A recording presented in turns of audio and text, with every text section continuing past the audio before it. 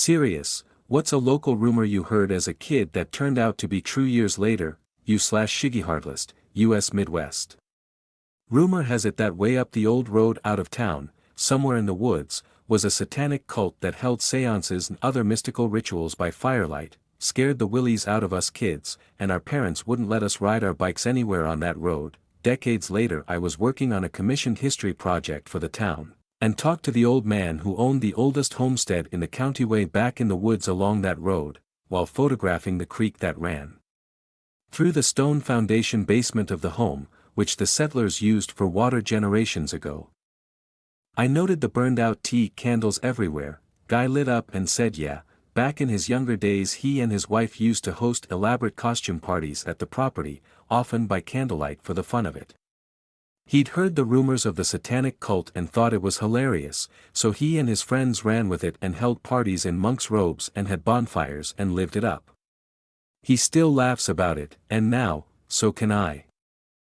U/Jealous Network 8852, the most popular boy in middle school disappeared after 7th grade. Literally his parents sold their house and moved to a new house nearby but pretty secluded. He enrolled in a really expensive private school and cut off all ties with his friends.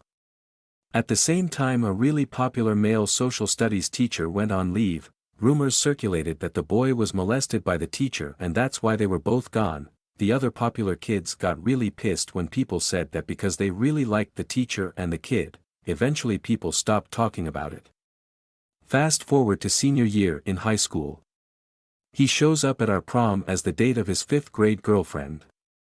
First time anyone had seen him in years. Apparently he reached out to the girl to ask if she had a date because he wanted to see all his old friends one last time. Apparently, he was molested by the teacher during tutoring sessions at the teacher's home. The school district and his parents agreed to bury it in exchange for tuition to the private school. He never wanted to leave and really resented his parents for it.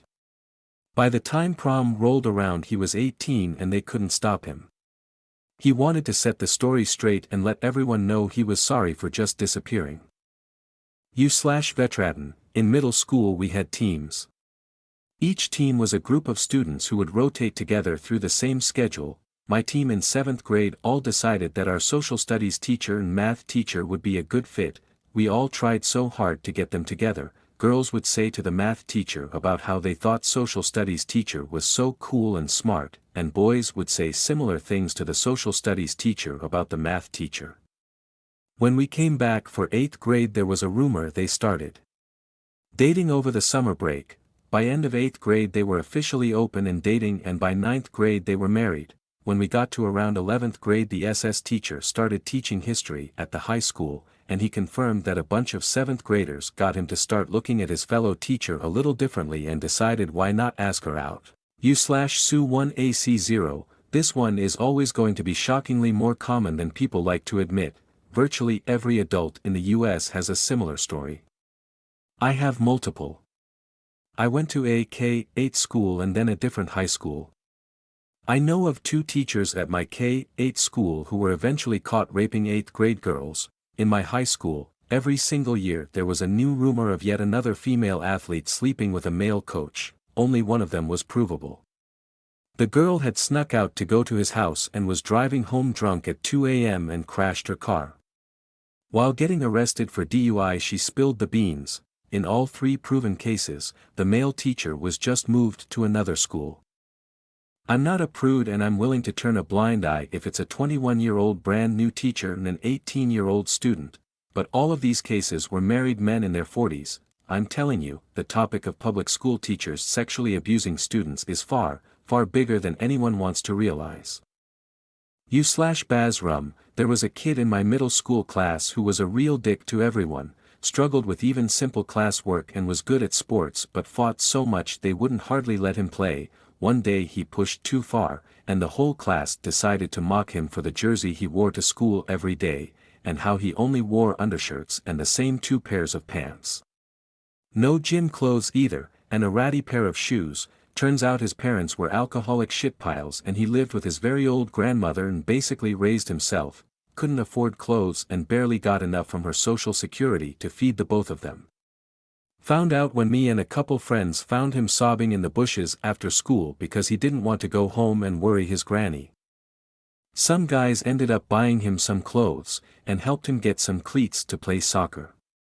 My mom let me buy him lunches on my account too, since the free school lunch was basically a piece of bread with half a slice of cheese and a wilted apple. Dude is a financial manager now and doing well, wailing ghost. Rumor about a local businessman who tried to end it all and was rescued. Some weeks later he ran into a burning building and rescued 2 young children, sustaining severe burns in the process. A few months ago I saw him in the pub on the green, all of the skin in his face and hands had melted and he had skin grafted everywhere. Happiest man in the pub. What a hero. Text critters, kid in my 3rd grade class was always late to school. I'm talking he once showed up to school 5 minutes before classes were released to go home. The rumor among parents teachers was that his mom was an alcoholic. The dad lived a couple towns over, so he often had to wait for his dad to take him or take care of his mom until she was well enough to drive. This was a private school with no bus. She died of liver failure a few months ago according to Facebook. Makes it so much more fucked up that everyone knew, including the teacher, and didn't have any sympathy for him.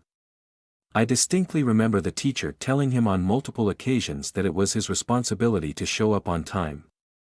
He was 8, was he supposed to drive himself? Makes me so sad. I hope he's doing okay now.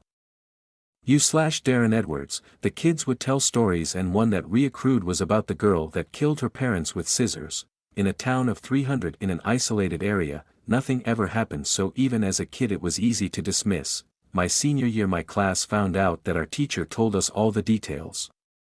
He was the only person in the county with a color camera, so he was drafted as the official photographer. It was during a cold snap, so by the time state police arrived the scene was frozen. The temperature was so low that our teacher's camera froze up and he had to fake it, then return later with the sheriff to retake the pictures. The girl had been molested by dad, and the mother knew. So one night stabbed them in their sleep with a pair of scissors. She dragged the bodies to the garage and attempted to burn them, but the only thing she had that was combustible was some perfume. She then came up with a story and ran to the neighbors. A few years ago I shared this on Reddit and did a little research. Turns out she was sent to the state mental hospital. She was released on a temporary insanity plea. However, she was raped at the hospital and got pregnant. She has a Facebook page, but I stopped there. I just know she is living in state and didn't want to dredge up more. When I posted on Reddit before I shared an article that had her name and that became searchable. She had a sister who was away in college. The sister had a daughter who contacted me. The sisters never talked again, but the niece was raised on a different story. She grew up hearing that her aunt was a heroin addict. No hard drugs were possible in our community then. She was told her sister just snapped and the parents were saints who took care of their problem child.